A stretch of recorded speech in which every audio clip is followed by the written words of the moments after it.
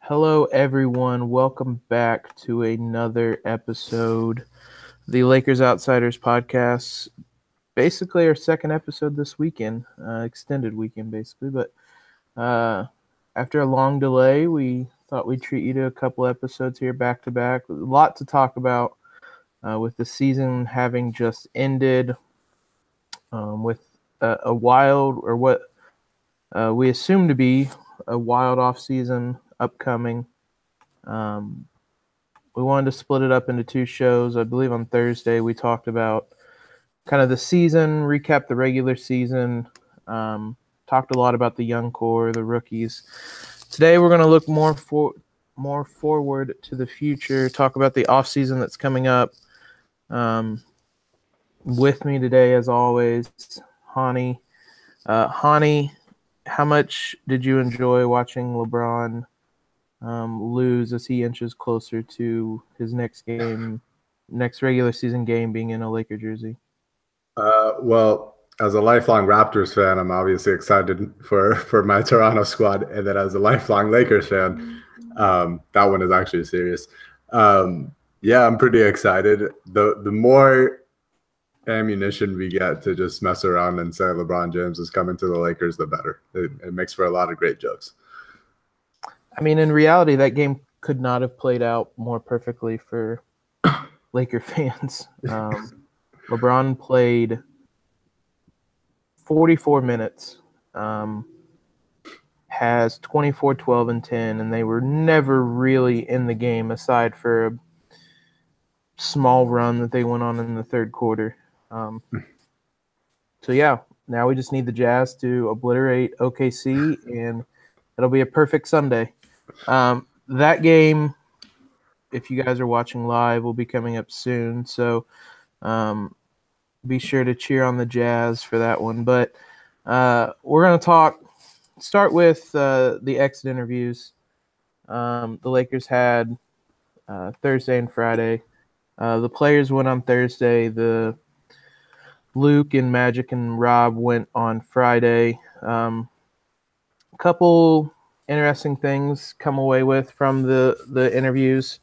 I think probably one of the biggest, Julius Randle reiterated that he wanted to come back to Los Angeles, wanted to be a Laker. Not surprisingly, Luke Walton said they want him, or he wants him back. Hani, were either of those things, I guess, surprising to you? Not super surprising, but I do think at some point this season there was a little bit of a switch with Randall where he seemed a little bit more certain that he wanted to stay on the Lakers.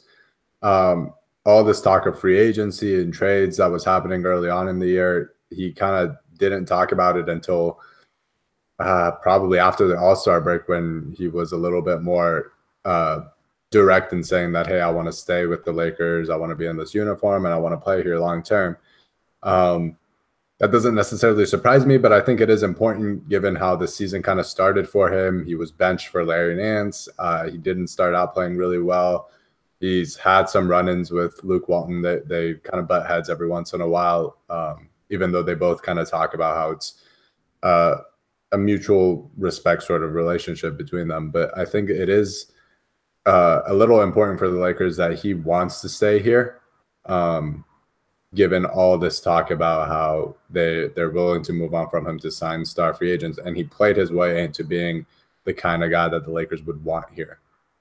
That last point was what I was going to mention. I guess, how impressive is it that, beginning of the year, not even just last offseason, but the beginning of this season, Randall was kind of in some ways a polarizing guy, in the sense that a lot of fans, you wanted him back or you wanted him gone, and there really wasn't a middle ground. And now he's played his way not just to the Lakers wanting him back, but in some ways, you could make the argument that the Lakers need him back. I guess how impressive is that kind of transformation or been for him this season? Really impressive, because this time last year we had no idea what we had in Julius Randle. He showed talent, he showed flashes. He was a guy that was getting double-doubles, but you always wondered how much of an impact he actually had on games. and you always wondered if the skills that he was missing, he was ever going to develop. And yeah, he still has a lot of stuff to work on. He still doesn't have a jumper. He still doesn't really finish with his right hand, even though that didn't matter this season. But he's done so many great things. He's transformed his body. He's become a better finisher. He's become a better defender, become a better passer, all of that. And I think that's why, yes, he wants to be with the Lakers, but the Lakers have also kind of started expressing that they want him back, like Luke Walton, as you mentioned, and even the front office in some, little more indirectly, but they've also mentioned that they want him back because he was probably the best player this season. I know we did our, end of season awards on the last podcast, and most of us, we would agree that he was the MVP of the team. So I think, yeah, it's incredibly impressive that he was able to not only just show us that he has NBA skills and he has a role in the league, but to also show that he was arguably the best player on the team, one of the most promising young pieces on the team moving forward if he does resign. Just to kind of wrap up this point, how good he was this season. Career high in points, 16.1. Field goal percentage jumped from 48% last year to 55% this year. He finished, I don't have the stat, but I know he finished much better at the rim than he did in the previous seasons. From 0 to 3 feet last year, he was 65%. This year, he was 73%. And it's little things like that that make up the difference in his play. And none of that even takes into account how good he was defensively this year, which is a little hard to kind of statistically measure. But he was arguably the Lakers' best defender. He a career high in defensive win shares, whatever kind of value you want to put into that, but stuff like that. And he played all 82 games, which is really impressive. Like I said, at this point, I'm not even sure if it's a case that the Lakers want him back as much as they need him back. He's such a key piece of the Lakers and why they were successful this year. He'd be really, really hard to replace going forward, even if they somehow did get LeBron and Paul George, which we'll talk about here in a bit. A couple other things from the exit interviews. Brook Lopez stated, kind of in a roundabout way, he'd be willing to take a pay cut to stay with the Lakers if he saw basically that the Lakers were good. As the leader of the Brook Lopez fan club, what were your thoughts on that? I'm really happy with that. And you and I have talked about this a lot, but I think Brook Lopez was almost like neck and neck with Julius Randle as the best player on the team, and one of the more impactful guys, despite not playing a whole lot of minutes. Him being at the center of the defense, his ability to pick and pop with Lonzo, his ability to kind of when the Lakers need a bucket, throw it to him in the post and tell him to get one. I think all of that was really important for the Lakers, and most importantly, his fit with Julius Randle is perfect. Those two played really well together to finish out the year once Randle was put into the starting lineup, and I think that's really important for the Lakers. So it's not super crucial that they bring Brook Lopez back, but I think he's about as perfect of a fit as you could ask for the team, and his willingness to come back on a discount if the team can get a Paul George or a LeBron or whatever. I think that's really important for them, and I think it's a really, really good sign. And also, just to add to this point, but I think it's a good sign for Luke Walton because Brook didn't get a whole lot of minutes. He didn't get a whole lot of shots. He was benched for the second halves of a lot of games, and his willingness to still say, hey, I would take a pay cut to stay here if you guys, improve the team a little bit. I think that speaks a lot about Walton's ability to kind of connect with his players the same way he did with Randle. The counting numbers may not have been what a lot of us expected or anticipated for Brook. 13 points, 4 rebounds, 1.3 blocks. He didn't shoot quite as well from 3, but for a lot of the reasons that you mentioned, I came around on Brook more toward the end of the year. I do think bringing him back I'm for it. Basically, I would be fine with bringing him back. He's a guy fits perfectly as a big man, as a center for what the kind of the play style the Lakers want to play. Especially if they bring back Julius Randle as well, you kind of need a shooter as a center next to Julius, and he was really good at that. He was a little inconsistent at times, but when he was on, he looked really good. So yeah, I would be totally fine bringing Brook back, especially if it was with LeBron and Paul George, and kind of in that situation. I think he'd look really, really good. Everybody looked really, really good. A couple things on Lonzo. First, Lonzo said he wouldn't. Magic and Rob said he wouldn't. He's not going to change his shot in any way. Kind of the overwhelming reasoning behind that was that he's been a good shooter at every level before. There's no reason to change it after kind of one up and down year. Do you kind of agree with that thinking, Honey? Yeah, I think so. I think they have enough time with Lonzo to figure out if he really needs to rework his shot. I do see the argument that, hey, might as well do it when he's young and give him plenty of time to work on it if he does change his shot. But this season, he obviously didn't shoot it well, but he had a long stretch from like December to March or so where he was shooting league average or better for a lot of that. And I think that's enough of a flash where you say, hey, maybe if he works on a few tweaks just to make his shot more consistent, give him more confidence, that he'll be fine. And to me, that's not even his biggest issue offensively. Like I'm more concerned with him finishing around the rim, finishing with floaters, getting to the rim, all that, than I am with his actual shooting. So I'm fine with the Lakers saying this summer we don't really want him to worry about his shot form so much as just getting consistent and working on other parts of his game. Yeah, and I agree largely with what they said. He was his season was almost kind of two halves in a way. It was kind of half of him being a rough shooter, half of him being a really good shooter. Right now, the Lakers are putting more stock in being a good shooter. I guess they have more history there's more history of him being a good shooter. So for now, I'm fine with the idea.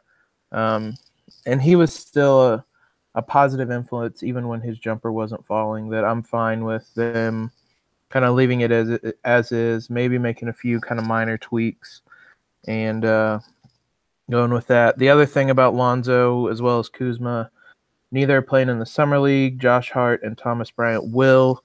How hard will it be for the Lakers to defend their title without Lonzo and Kuzma this summer? Listen, as long as they bring Matt Thomas back, they are golden. They're going undefeated. Nobody can touch Matt Thomas. Never lost. Matt Thomas was actually, we joked about him. He was really good in Europe this year, and he might be someone the Lakers look at for next season. He shot 44% from three. Nice. So, yeah, but all jokes aside, there's still plenty of young guys. I'd imagine Caruso will play. Guys like that no word on if Andre Ingram will play, but guys like that who Lakers will have two picks to join them. Should be a fun team still. The last thing, kind of use this as a point to jump off and talk about the offseason. Lakers young core had some interesting kind of comments when asked about kind of their role in recruiting free agents, where they stood on it. Lonzo said, I just did what I could to help my team, whether it's LeBron, PG, whoever. If they liked it, they liked it. If they didn't, they didn't. Kuzma kind of said the same thing. If guys want to come here, they come. But if not, we're not going to depend on that. That was just kind of the thought everybody had. Josh Hart, we're going to work as hard as we can, as if nobody's coming. If we work our butts off and get better and add players, that makes this team more dangerous. When you look at this young core, I guess how did this season kind of play out? They helped their case more or less to bringing in a superstar free agent, right? Like they look like a team that is a superstar away from kind of making that jump, right? Yeah, absolutely. They played really well. A lot of the guys showed flashes of at least being really good role player or starter level players.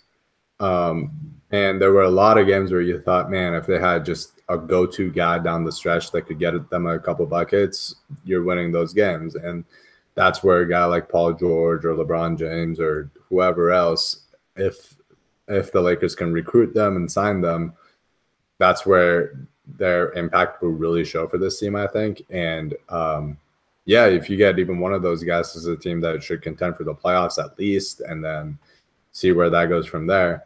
But like those guys like Lonzo and Kuz said, they're what's kind of a cool thing about this young core is that they're not dependent on other players, and you can see that they really work hard to kind of become those players themselves. And I think Kuzma actually said that.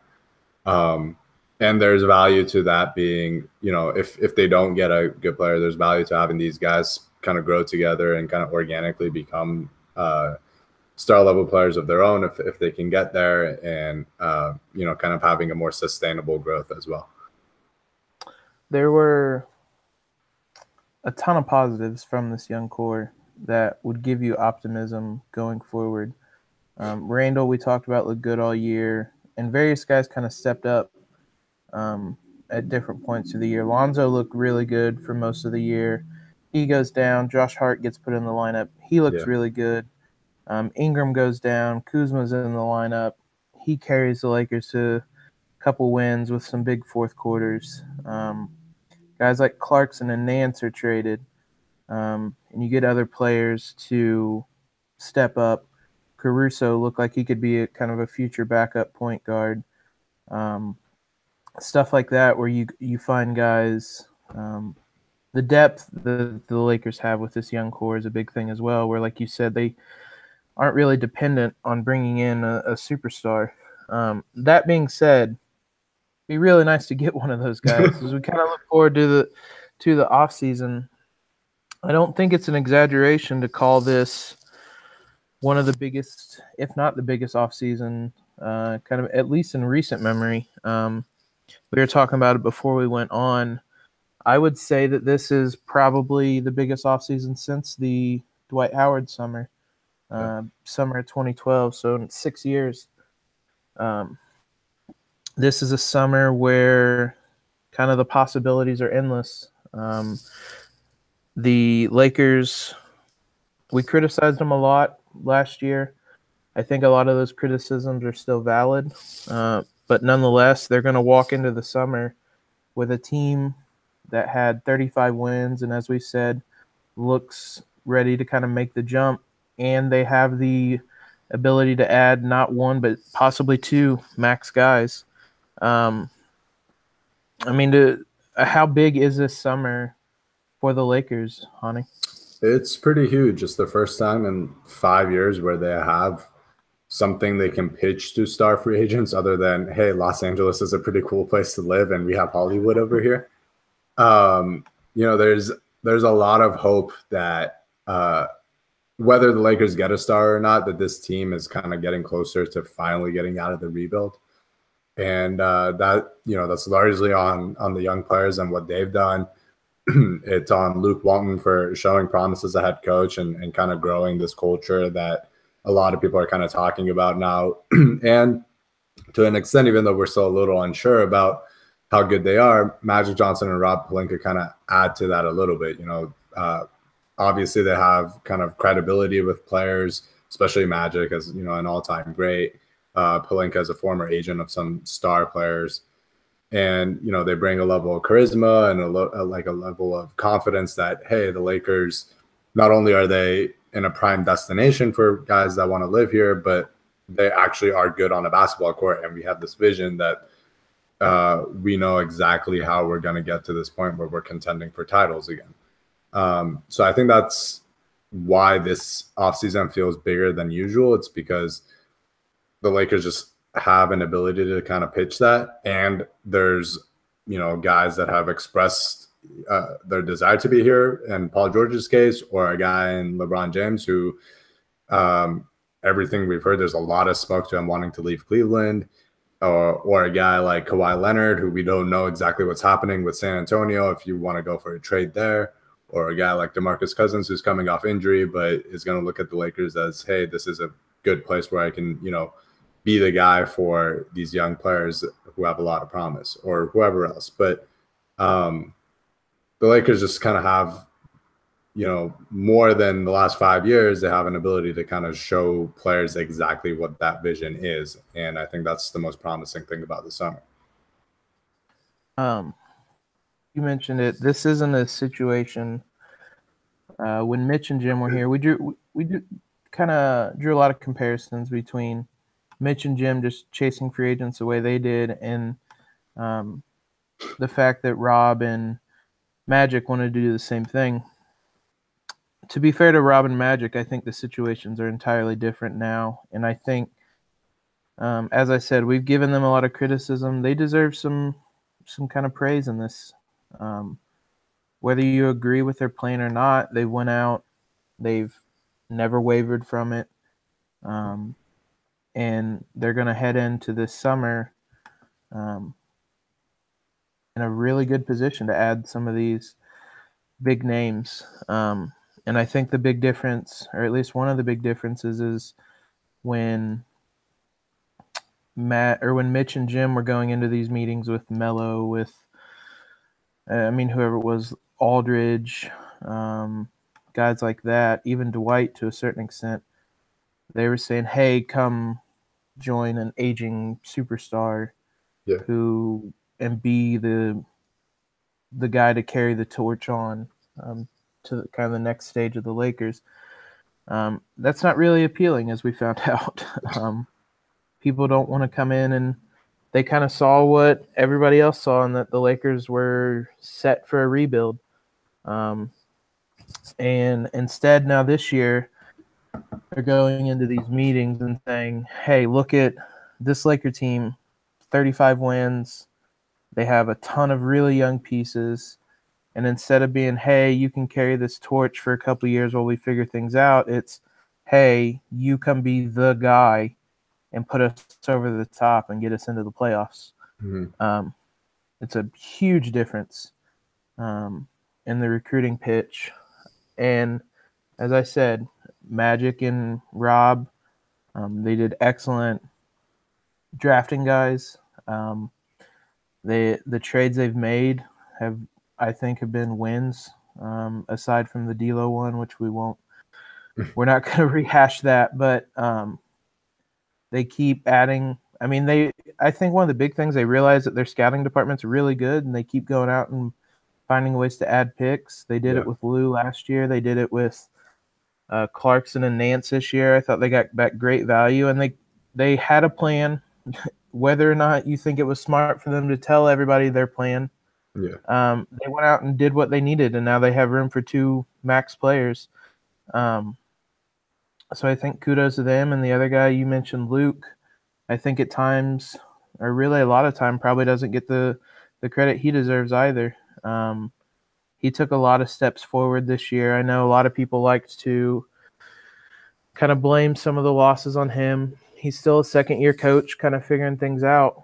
But I think something that hasn't gotten nearly enough praise is the fact the Lakers finished 12th in defensive rating this year. Yeah. They were dead last, or either last or second to last year, by a fairly large margin. I think one of our hot takes coming into the year when we did our preview was that they were going to be a top 20 defensive team. They were top 10 for over half the year. Yeah. And it was less than a point that separated them and OKC in 10th. So huge credit to Luke this year. Not even you were talking about with Brooke, with Julius. Julius has credited Luke. They butted heads a lot, but he never kind of lost Julius, in a sense that Julius kind of refocused and ended up putting together the best year of his career. And it's stuff like that really speaks volumes as well, and that helps going into recruiting meetings. It's not It's not Byron Scott sitting there. It's one of the, I would think it's not too much of a hyperbole to say he's one of the best young coaches in the game. Yeah. You're going in with him, with Magic, and with Rob.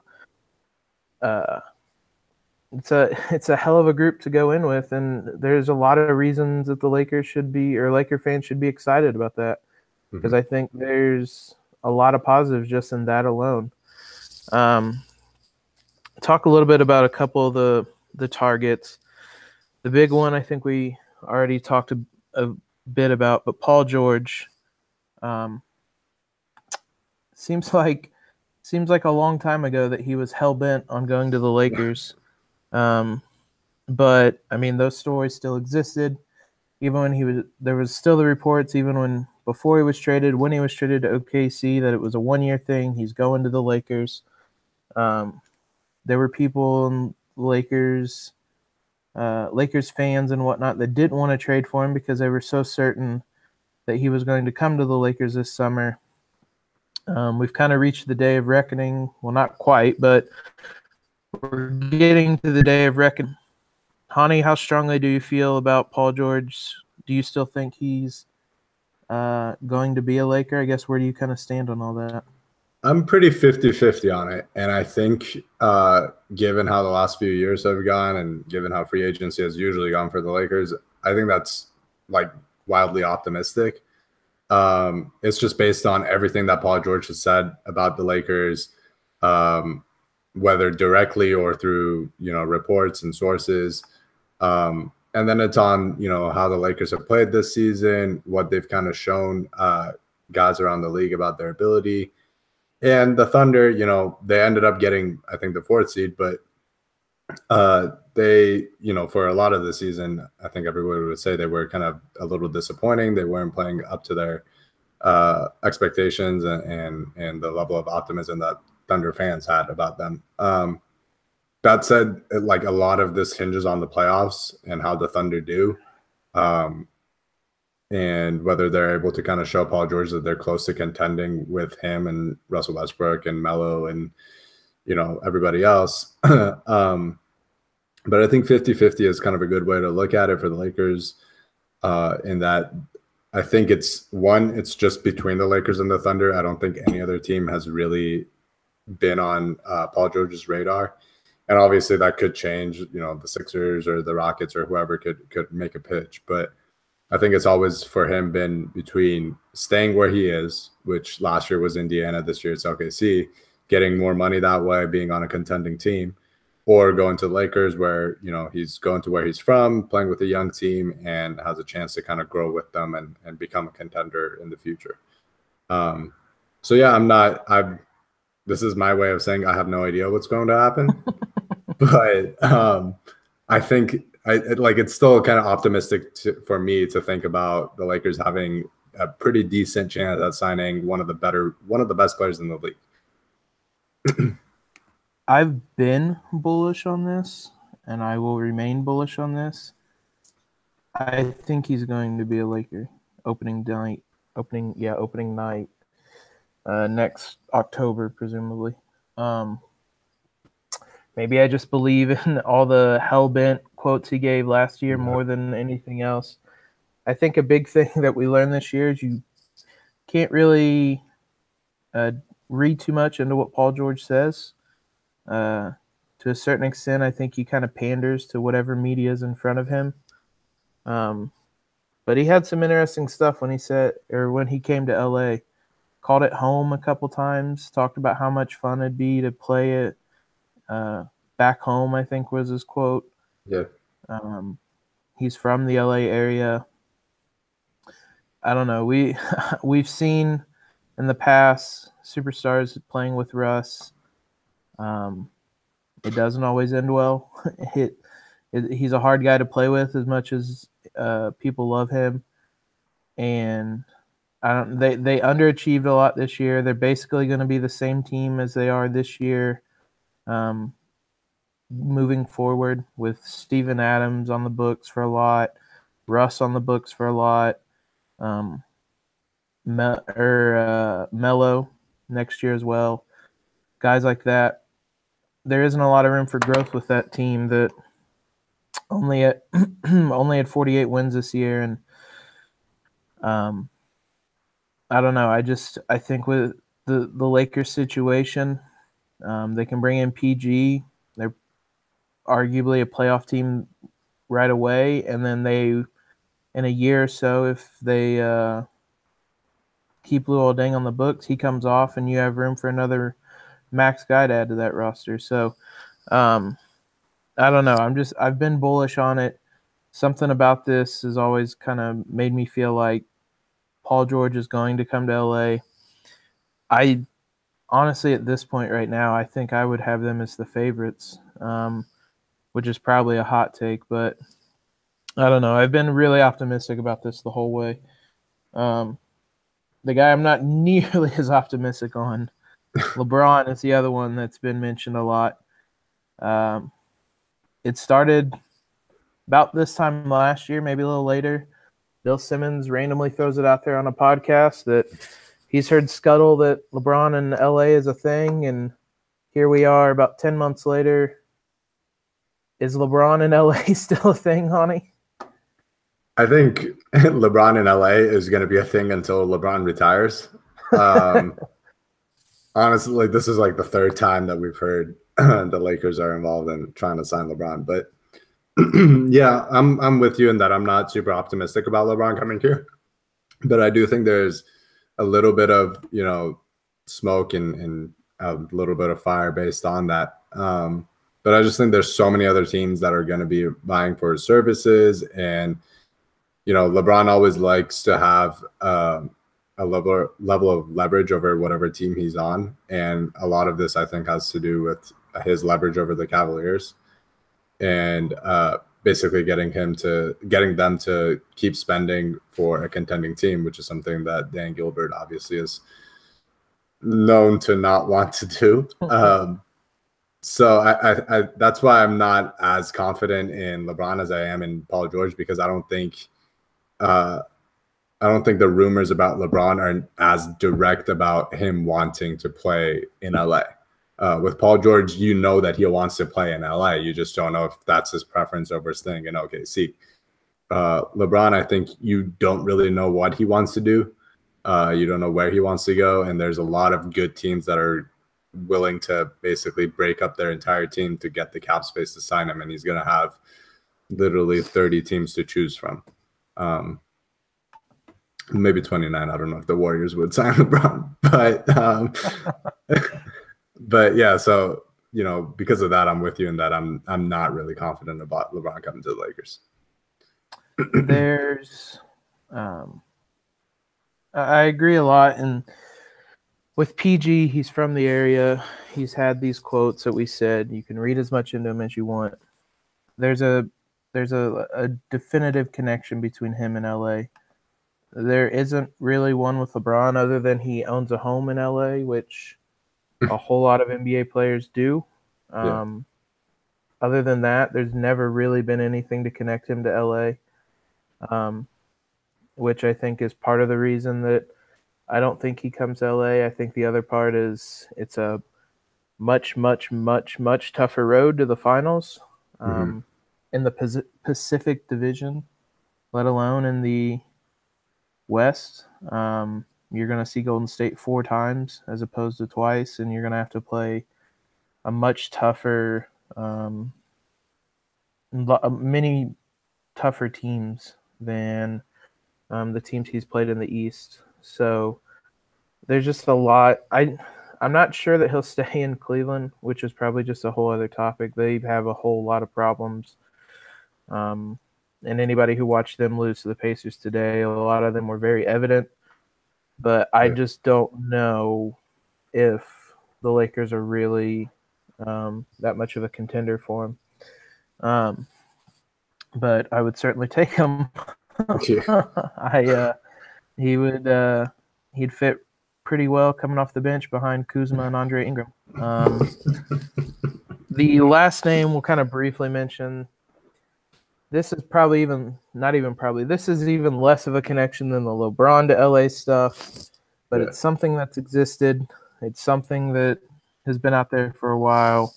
for a while. Kawhi Leonard. The situation in San Antonio is just weird, I think, at this point. I'm not really sure how to even characterize it. He may or may not be healthy, depending on who you ask. But at the end of the day, he's missed the entire season. He's not going to be there for the playoffs. He wants out. There's been some reports that it has to do with a shoe deal, basically. That San Antonio isn't a very marketable place. Who would have thunk it? But as I said, it's really hard. Again, it depends on who you ask. It's really hard to get a feeling on what's going on here. He's not a guy that he's not a free agent. He's someone the Lakers would have to trade for.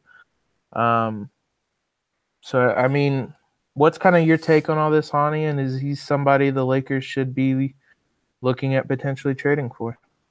I mean, they definitely should do their due diligence. Like Kawhi Leonard, when healthy, is a top 5 player in the NBA. He's an absolute freak, and on both sides of the ball, he's really, really good. So if you have a chance to get him, yeah, you should basically exhaust all options.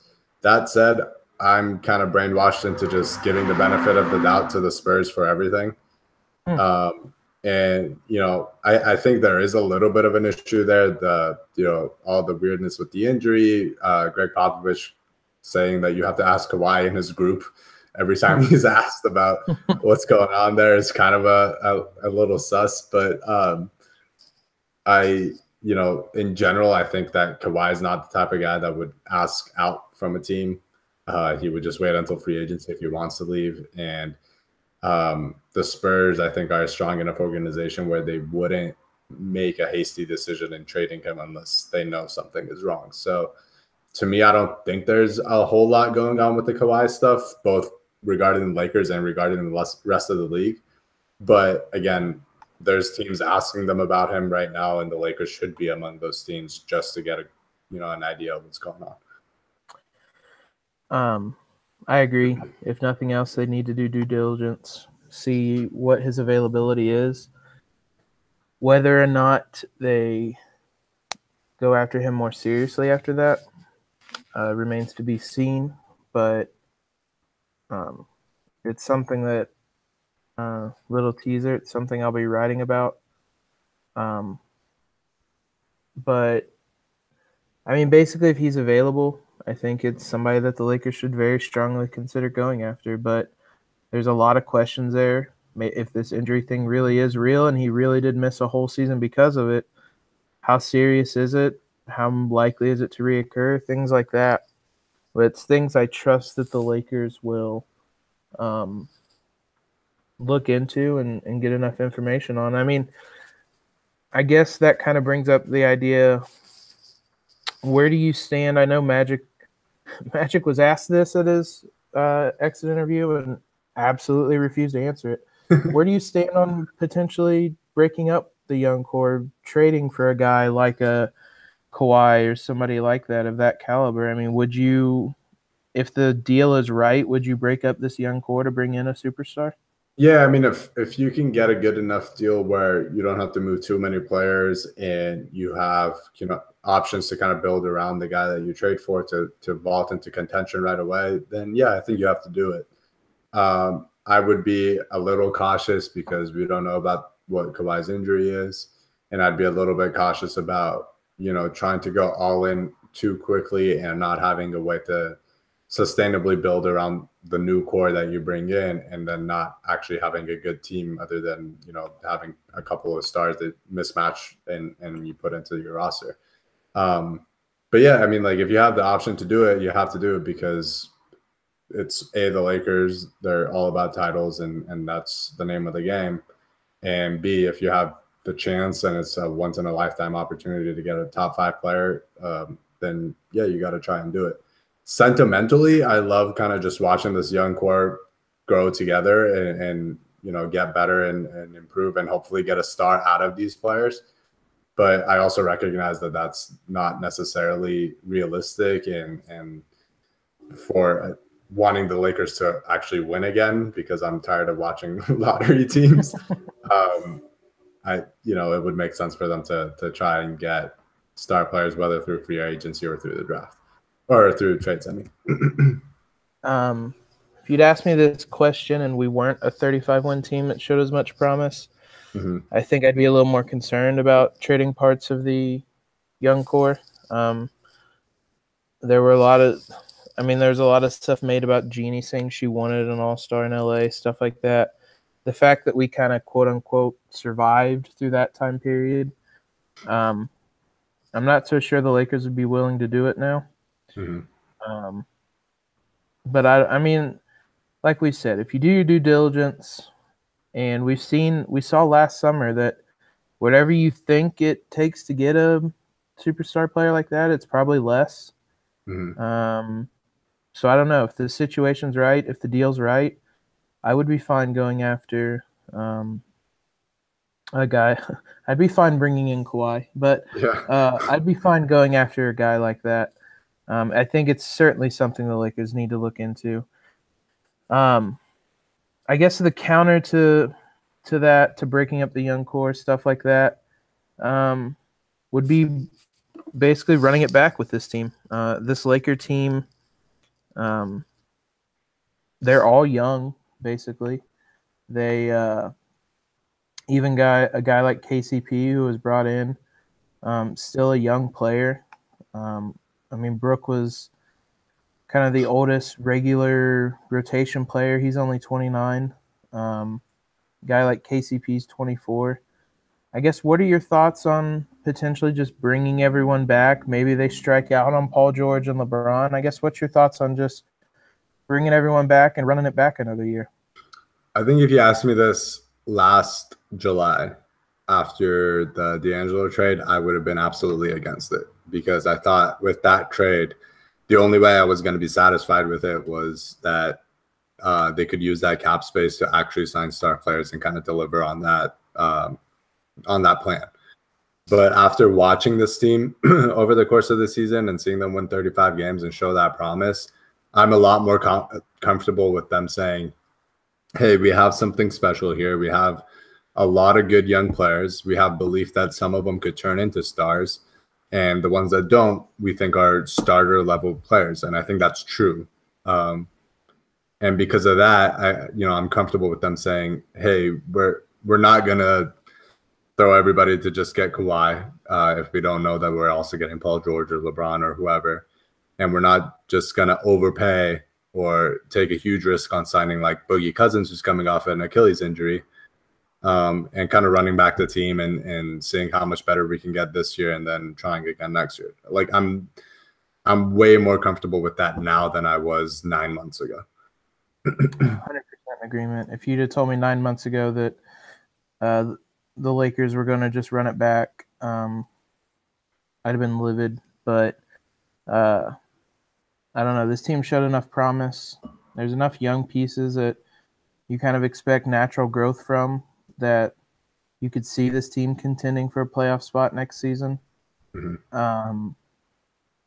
So I'd honestly almost be fine with it. If you miss on Paul George and LeBron, the Lakers Magic said in his exit interview, possibly it's a dig at Mitch, but said that the Lakers weren't going to spend money just to spend money. Yeah.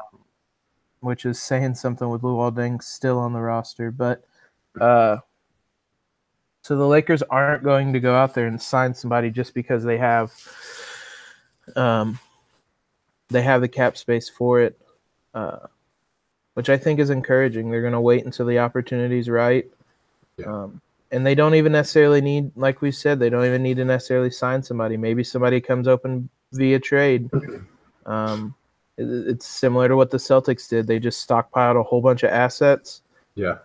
Suddenly Kyrie's available, and boom, you can make the trade and still have a team that's competitive. And they were arguably the best team in the East before injuries kind of killed them. And I'd be totally fine doing that with the Lakers, just stockpiling assets. Add the draft pick this year. let everybody get better, keep all your draft picks, and maybe a guy like Anthony Davis comes available. Maybe Kawhi really is upset in San Antonio. Stuff like that, and then you're in the driver's seat to go acquire one of those guys. So I'd be totally fine with running it back with this same team because if nothing else, they're still a young core. They're all relatively the same age, and there's something to be said for continuity, which the Lakers have not had any of since Dwight's left, basically. So, and the other thing with that is I think last year a lot of us were kind of frustrated by this thing that the Lakers had done for a while where it was just signing guys to 1-year deals, giving them a lot of money, and then moving on and switching players again. And there was, it was a valid concern, I think. But now I'm a lot more comfortable with that because of two reasons. One, we have a young core that's going to stay in place, so the bulk of the team is still going to be the same players. And two, I think Luke has shown an ability to kind of connect with those guys and get a lot of value out of them and make sure that they're still within the team concept. Like we saw it with Lou Williams. It was a little different because he was still chucking shots, but he was still kind of buying into the system a little bit, and he had a great year last year, and then he ended up having a career year this year with the Clippers. And then this year he had KCP and Brook Lopez both on 1-year deals, contract years, but they were still kind of committed to the team system. They were okay playing fewer minutes. They were okay buying in on defense and turning this into a top half of the league defensive team. So because of that, I'm okay with the Lakers saying, hey, we're just going to keep our core, give a bunch of 1-year deals again to whoever, whether it be KCP, Brook, or people that aren't on the team yet, and kind of running it back and trying to improve that way as well. We had a couple questions. We'll finish it up on this. Both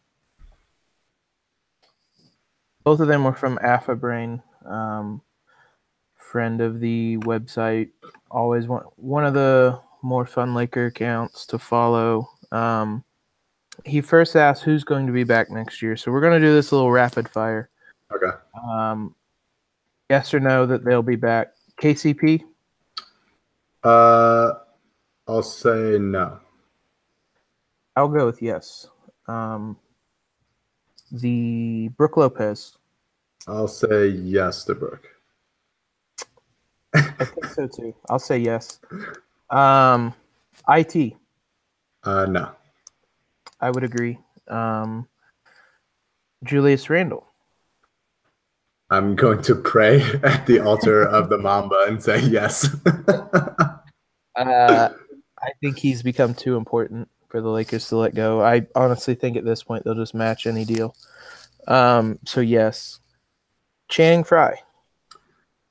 Ooh, that's a good question. I'll say yes. He's friends with Luke. I think he'd come back for you. He's an Arizona alum, so he checks off all the boxes. He's coming back as an assistant coach. Exactly. No, I think he'll be back. Tyler Ennis. Please God, I'm gonna pray at the altar of the Mamba that it's no. No, I think he's gone.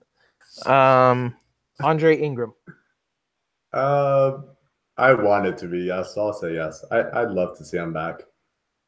No, I'd love to see him back, but no, I think it was a fun little kind of 2-game thing. It was a really awesome story, but I think that's probably it. The last question, somebody we kind of briefly mentioned, kind of ties in a bit to this possibly trading the Lakers' young core. Affabrain asked, what is too much to give up for Luol Deng, and what type of deal do you think it would take to trade him? So I think the only way this kind of comes up is if the Lakers basically want to clear room to sign LeBron, PG, Randall, and possibly like one of KCP and Brook, or maybe both of them. Mm-hmm. I think that's the only reason you would need to move Luol Deng for nothing. Yeah. Which, we talked about with the young core, what whether we want to break it up. I guess, what would you be comfortable trading, and what would it take to trade him, which might be the same answer. Yeah, it's a tough question. I think you could do process of elimination, right? Like you're not going to touch Lonzo. You're not going to touch Ingram. You're not going to touch Kuzma at this point. After that, depending on how much you're giving, I think I'd be comfortable moving anybody else. Like, I would love to keep Josh Hart around because I think he's a really good player and he's going to be a 15-year player in the NBA. But I'd also be comfortable moving him if I know that, that money's going to be used basically this summer. And then I think I would be most comfortable just moving picks, even though it's nice that the Lakers don't have any picks. Like, they're not trading picks anymore. They have all their picks after this year. But I think I'd be most comfortable with that because I think they have enough young players that I'm kind of comfortable moving that stuff back a little bit. So if you could throw in like a couple picks and then God knows a Josh Hart, or if by some miracle of God Ivica Zubac is enough or something like that, that would be ideal. And I think you might even do that before knowing that stars are coming. Like, I think that's a good enough deal that you would do that regardless of if you're signing Paul George or LeBron James just to get out of the contract.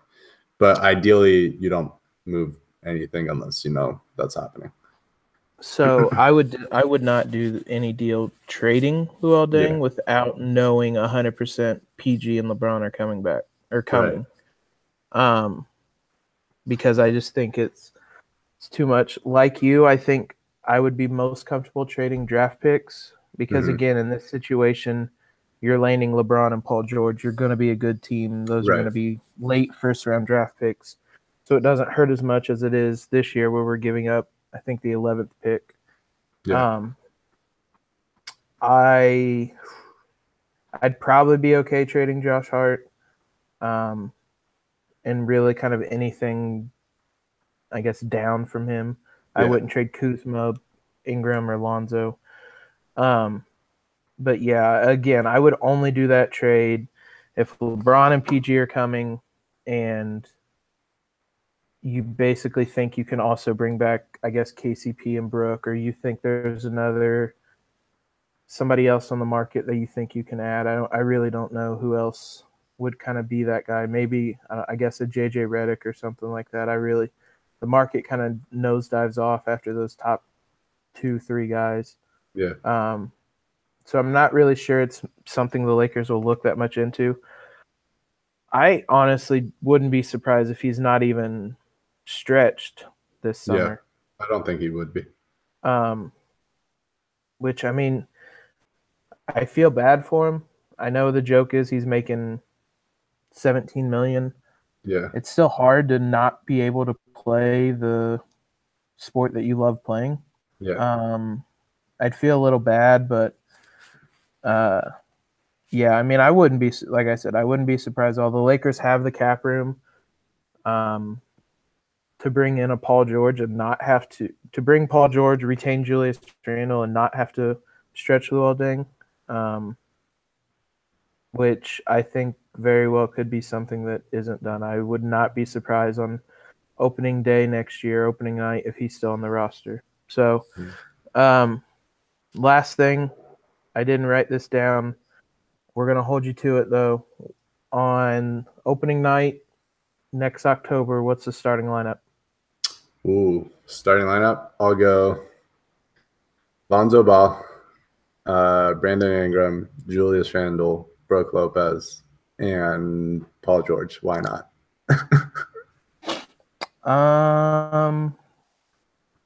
I think I would have that. Trying to think. I think I'd probably have that same lineup. Yeah. Like I said, I really think Paul George is coming. And it's a lot more fun to envision a world where Paul George is a Laker on opening night rather than one where he is not. So we'll go with that. I say it's Lonzo, PG, Ingram, Julius, Brook. I guess probably the more important question is what lineup's closing the game.